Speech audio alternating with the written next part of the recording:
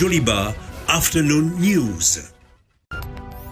Le dernier sondage de Malimètre révèle que les Maliens ont une préférence pour l'armée nationale par rapport aux forces Barkhane et onusiennes. À l'international Tunisie, les migrants sont accueillis malgré le marasme économique. Mesdames et messieurs, bienvenue au journal sur Joliba TV News. La 43e promotion de l'école militaire interarmes EMIA porte le nom du défunt général Amadou Toumani Touré. Les jeunes officiers ont été présentés lundi à la veuve de l'ancien président ATT, Harouna Salia Kone, pour le compte-rendu. Ils sont 63 jeunes officiers, dont 4 femmes et 14 personnels venant de 7 pays étrangers. Leur promotion est baptisée Feu général d'armée Amadou Toumani Touré. Dans une brève allocution, la veuve du président ATT a salué la démarche avant de rappeler des qualités de son défunt mari. À vous, jeunes officiers, je veux que vous sentiez toutes et tous désormais comme des membres à part entière de la famille Touré. Vous avez choisi un parrain qui laisse à la postérité l'image d'un soldat patriote, pénétré d'un sens profond du devoir, d'un homme humble, patient et persévérant. Qu'Allah bénisse vos carrières et que la cohésion et la solidarité règnent au sein de la promotion. C'est une fierté pour les jeunes officiers de porter le nom du président ATT. Vraiment, ça a été un honneur et un plaisir d'être reçu par notre marraine. On a eu la chance d'avoir comme nom de promotion celui du général d'armée, Amadou Toumani Touré. Donc ça nous a vraiment touchés. Il y avait sa photo chez moi. Donc je le voyais, mais j'entends parler de lui, mais je ne le connaissais pas vraiment. Donc, mais depuis le Niger, étant au Niger, dans l'enfance, moi j'entendais parler de lui. Ouais, et c'est un grand homme quand même. Ils ont remis 2 photos de la cérémonie de sortie de la promotion à Madame Touré en guise de souvenir. Il est à rappeler que le major de la promotion est une dame. Elle s'appelle Véronique Dako. Tout récemment, un sous-lieutenant a fait une lecture du Saint-Coran lors d'une cérémonie religieuse. Il a été puni par sa hiérarchie pour cet acte. Une punition qui fait polémique. Qu'est-ce que la loi en dit? Notre reporter Harouna Salia Kone est allé savoir. Il y a quelques jours, ce gendarme a été filmé en lisant le Coran lors d'une cérémonie au CICB. Son acte sera apprécié par l'opinion. Contre toute attente, le sous-lieutenant Ibrahim Danyoko, il s'appelle, sera interpellé et puni. Cette punition de la hiérarchie a provoqué une grande polémique. Le sujet est assez sensible. Il faut faire preuve de discernement, surtout quand un choc pareil arrive entre les pratiques religieuses et les lois de la République. C'est une festivité religieuse à laquelle monsieur le sous-lieutenant Danyoko participait. C'est une festivité religieuse. Il ne se rendait pas à la mosquée, il ne se rendait pas à un lieu de culte. Il se rendait à une festivité, quoique cette festivité rentre dans le cadre de la religion. Le militaire n'est pas le civil. La corporation militaire est régie par des règlements stricts adossés à une discipline de fer. Et le sous-lieutenant était en violation de l'une de ces règles. Le sous-lieutenant Danyoko n'a pas été puni parce qu'il a lu le Coran. Donc c'est le message que les gens véhiculent alors que ce n'est pas cela. Il n'a pas été puni parce qu'il portait l'uniforme. Il a été puni tout simplement parce qu'il était en flagrante violation de l'article 62 du service des armées. Justement, l'article 62, n'ayant pas pu avoir un interlocuteur dans la Grande Muette, nous sommes parvenus à avoir le règlement du service dans l'armée. Ce document est le code de conduite du soldat. Qu'est-ce que cet article 62 dit? Liberté d'expression et liberté d'association. Les militaires de tout grade qui désirent soit faire des conférences publiques, soit publier des écrits sur les sujets pouvant donner lieu, sur le plan de l'actualité ou des événements contemporains, à des controverses d'ordre militaire, politique ou confessionnel, doivent y être préalablement autorisés. Le sous-lieutenant Danyoko n'avait pas d'autorisation et il l'avait signifié aux organisateurs. Notre analyste ajoute que l'islam invite au respect des lois de la République. Le respect desquelles lois constitue une autre forme d'adoration de Dieu. Toujours dans le registre militaire, mais cette fois-ci nous parlerons du malimètre. Le malimètre est un baromètre qui fait des sondages sur l'ensemble du territoire national sur les grandes interrogations de l'opinion publique. Selon leur dernier sondage, les Maliens préfèrent l'armée nationale à Barkhane et à la MINUSMA. L'analyse de Aminata Chektal. Comme le dirait l'autre, la confiance une fois détruite, détruit avec l'estime l'amour et avec l'amour la paix. Une pensée qui dessine parfaitement le sentiment actuel du peuple malien. Après un accueil en grande pompe, les bras grandement ouverts en 2013, l'armée française fait aujourd'hui face à un lourd sentiment de rejet et de ras-le-bol. Cette confiance portée par le peuple malien il y a de cela 8 ans se trouve être en chute libre depuis quelques mois, ce qui fait monter la cote de popularité de l'armée nationale. C'est du moins ce qui ressort du Malimètre, un sondage qui, malgré l'insécurité et l'inaccessibilité de certaines zones, continue de mesurer l'opinion publique sur l'ensemble du territoire national chaque année. Dans ce sondage réalisé 2 mois avant le coup d'État du 24 mai, auprès de 2258 personnes réparties dans les 11 capitales régionales du pays, les forces armées nationales remportent l'adhésion massive des sondés avec un ratio de satisfaction qui culmine à 93,3%.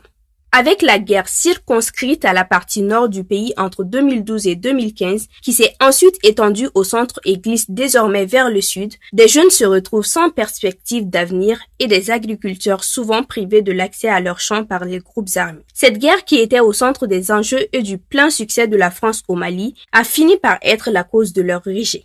On se rappelle encore de la ferveur avec laquelle l'ancien président français, François Hollande, avait été accueilli le 2 février 2013 à Tombouctou. Presque 7 ans après, cette même foule qui était sortie pour applaudir leur arrivée exprime un sentiment anti-français qui fut à l'origine de la marche dite pacifique du 15 janvier 2020. Un sentiment presque de mépris dont la flamme ne cesse de s'attiser depuis lors. Fatigués de voir l'insécurité progresser malgré une forte présence internationale, 28,6% des Maliens sondés disent ne faire confiance à aucun des acteurs internationaux pour stabiliser le pays, pendant que 73% reprochent à Barkhane de ne pas protéger les populations contre les violences. Avec 15 000 casques bleus au sein de la MINUSMA, 5 100 soldats français au sein de la force Barkhane et 5 000 hommes de la force conjointe du G5 Sahel, le problème sécuritaire ne cesse de s'atténuer.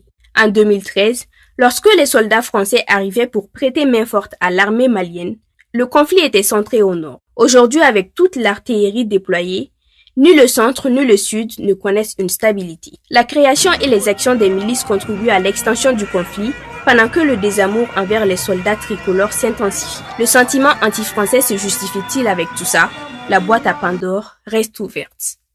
Plongeons-nous à présent dans l'univers des chaussures. Le marché malien est débordé par plusieurs marchandises provenant de l'étranger. Parmi ces marchandises figurent les chaussures.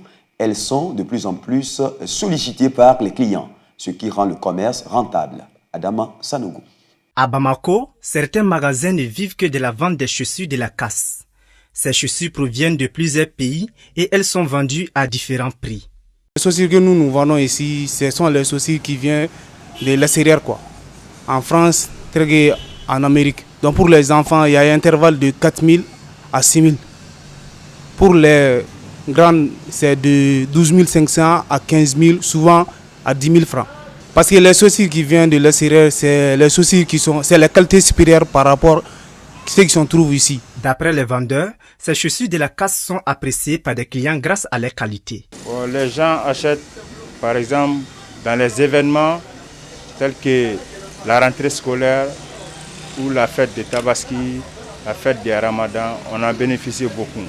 Les prix sont abordables, il y a des belles chaussures, les friperies, ça a des efficacités. Seiba Mamadou est un jeune friand de ces chaussures de la casse. Selon lui, elles sont résistantes et belles. Oui, moi j'adore beaucoup les chaussures de la casse, car elles sont belles. Elles durent également plus que les autres marques de chaussures.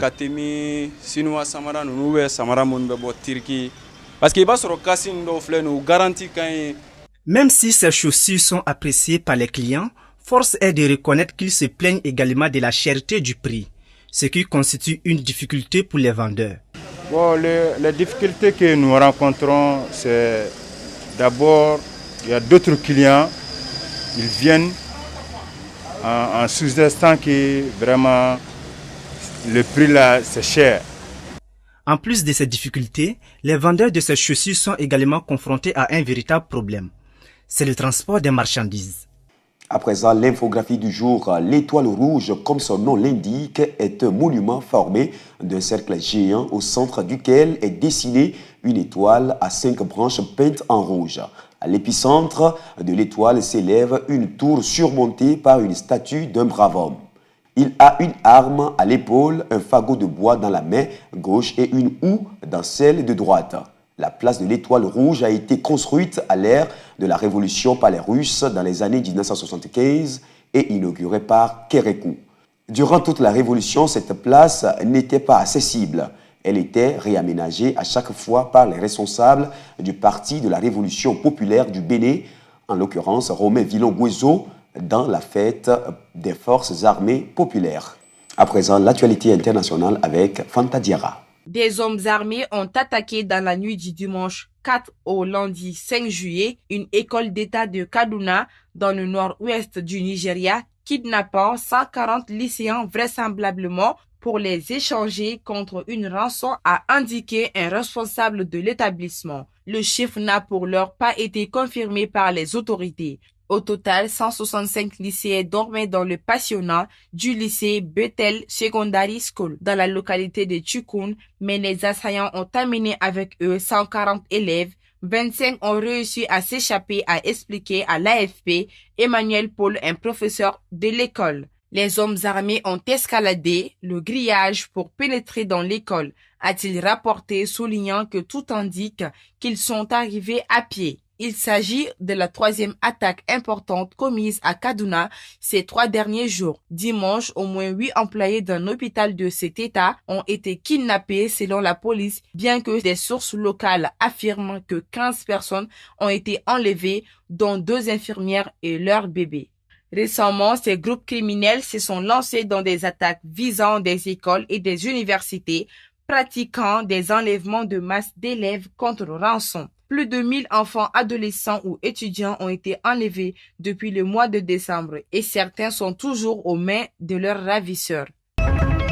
Au premier rang d'une petite salle de classe, 3 femmes de nationalités différentes assises à leur pupitre apprennent le français malgré la chaleur écrasante à Médinine. Dans le sud de la Tunisie, des associations s'efforcent d'intégrer les migrants. La Tunisie, en grande souffrance économique, peine à répondre aux attentes sociales de sa propre population, mais des associations et ONG parviennent à offrir quelques services aux migrants dans le besoin. Depuis 2011, le nombre d'étrangers venus d'Afrique subsaharienne a beaucoup augmenté dans le sud de la Tunisie. Frontalier de la Libye, des travailleurs chassés par le conflit libyen, des immigrés en quête d'opportunités économiques ou encore des candidats à l'exil. Rien que ces 6 derniers mois, plus de 1000 personnes parties de Libye vers l'Europe par la mer secourues par des bateaux tunisiens ont fini leur course en Tunisie. Un chiffre en très nette augmentation selon l'Organisation internationale des migrations, OIM. 2 foyers gérés par des agences de l'ONU y ont été installés entre 2014 et 2015,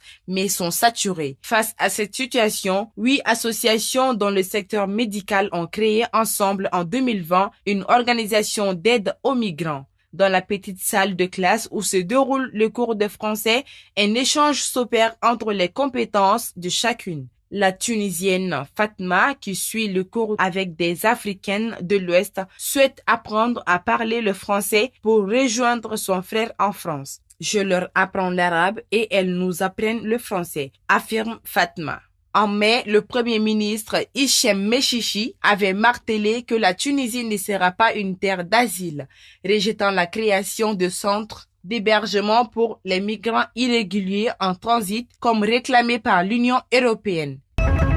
La ville de 210 000 habitants a également signalé 3 cas de contamination asymptomatique chez des ressortissants birmans. Selon les autorités sanitaires provinciales, les frontières chinoises sont fermées depuis 1 an. Ruili était avant les restrictions liées à l'épidémie. un point de passage important avec la ville de Muse, de l'autre côté de la frontière. Les autorités ont averti qu'elles réprimeraient sévèrement les passages clandestins de la frontière ainsi que les réseaux de passeurs et les personnes qui hébergent des clandestins. Elles n'ont toutefois pas lié spécifiquement le cas de Covid à d'éventuels transfuges birmans. Le coup d'état militaire du 1er février en Birmanie fait craindre une suite massive à la population à l'étranger au cas où les violences devraient s'intensifier. La mise en quarantaine de la ville a été proclamée pour une semaine. Les habitants n'ont pas le droit de quitter leur logement sans raison spécifique et seule une personne dans chaque foyer peut se charger du ravitaillement sur permission. La Chine, où le Covid-19 a fait son apparition en fin 2019, a pratiquement éradiqué l'épidémie dès le printemps 2020. Le bilan officiel dans le pays fait état d'un peu plus de 90 000 cas de contamination et de 4 000 morts. Nous venons de l'apprendre, le président haïtien Jovenel Moïse est assassiné par un commando dans la nuit de ce mardi à mercredi 7 juillet 2021.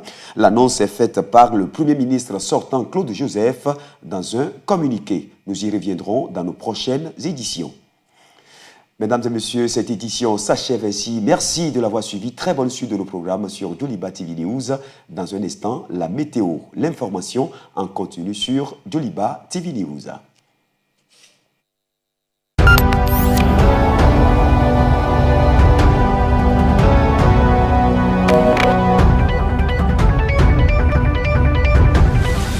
Doliba Afternoon News.